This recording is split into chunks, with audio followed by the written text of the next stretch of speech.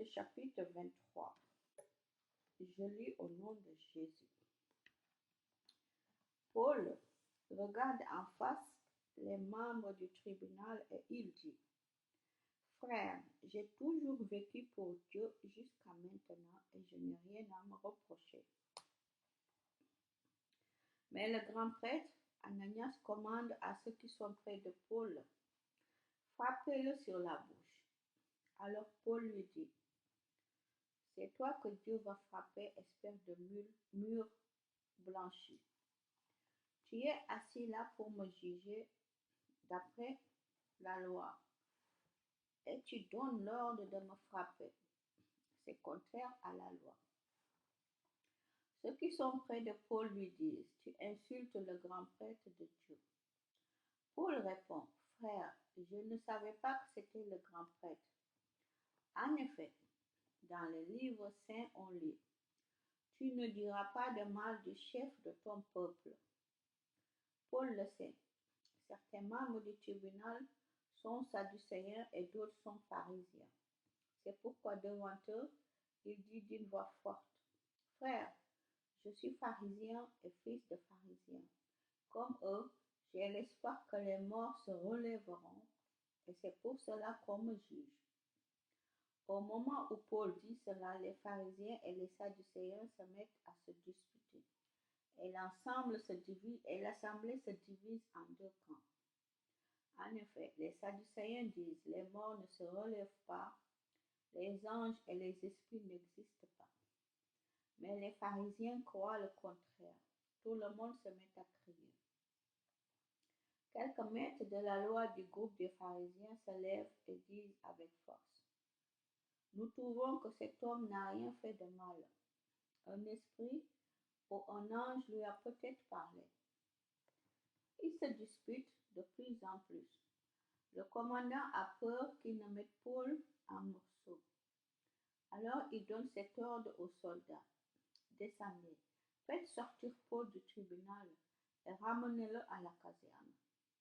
La nuit suivante, le Seigneur se montre à Paul et dit, courage, tu as été mon témoin ici à Jérusalem. Il faut aussi que tu sois mon témoin à Rome. Un piège est tendu à Paul. Le jour suivant, certains Juifs se réunissent en secret. Ils jurent devant Dieu, nous ne mangerons rien et nous ne boirons rien avant de tuer Paul. Ceux qui ont juré cela sont plus de 40. Ils vont voir les chefs des prêtres et les anciens et ils leur disent, voici ce que nous avons juré devant Dieu. Nous ne prendrons aucune nourriture avant de tuer Paul. Maintenant donc, les autres membres du tribunal doivent nous accompagner chez le commandant romain et vous lui demanderez de faire venir Paul devant vous. Vous direz que vous voulez étudier son affaire de façon plus exacte. De notre côté, nous sommes prêts à le tuer avant qu'il arrive ici. Mais un neveu de Paul, le fils de sa sœur, entend parler de ce piège. Il va à la caserne, il entre et prévient Paul. Alors Paul appelle un des officiers et lui dit, conduis ce jeune homme chez le commandant, il a quelque chose à lui annoncer. L'officier amène le jeune homme. Il le conduit chez le commandant et dit, le prisonnier Paul m'a appelé. Il m'a demandé de t'amener ce jeune homme. Il a quelque chose à t'annoncer. Le commandant prend le jeune homme par la main, il l'amène à l'écart et lui demande, qu'est-ce que tu as à me dire? Le jeune homme répond, certains juifs sont d'accord pour te demander d'amener Paul demain devant leur tribunal. Ils diront qu'ils veulent étudier son affaire de façon plus exacte. Mais ne les crois pas. En effet, plus de 40 hommes vont tendre un piège à Paul.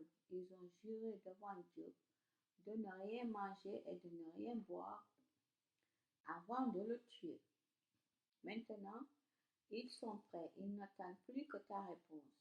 Alors, le commandant dit au jeune homme, ne raconte à personne ce que tu viens de me dire. Puis il le laisse partir.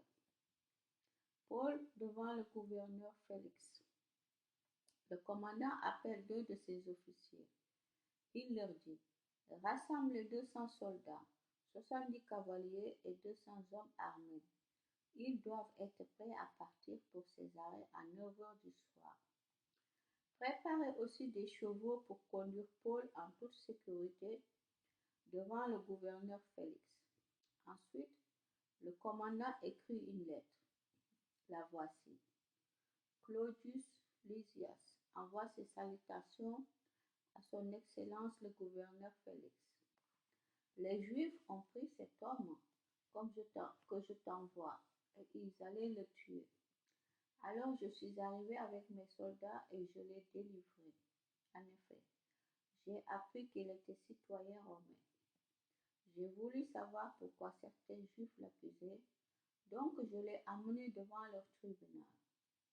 J'ai vu qu'ils discutaient avec Paul au sujet de leur loi. Voilà pourquoi ils l'accusaient. Mais il n'y a aucune raison pour le faire mourir ou pour le mettre en prison. On m'a prévenu que ces gens voulaient lui tendre un piège. C'est pourquoi je t'ai envoyé cet homme tout de suite.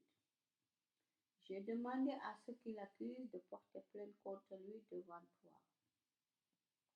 Les soldats font ce que le commandant leur a ordonné. Ils amènent Paul et pendant la nuit, ils le conduisent jusqu'à Antipatris. Le jour suivant, les soldats retournent à la caserne et ils laissent les cavaliers continuer la route. Les cavaliers arrivent à Césarée. Ils donnent la lettre au gouverneur et lui amènent Paul. Le gouverneur lit la lettre et demande à Paul, de quelle région es-tu? Paul répond, de Cilicie. Le gouverneur lui dit, je t'interrogerai quand ceux qui t'accusent seront là. Et il commande de garder Paul dans le palais d'Hérode le Grand.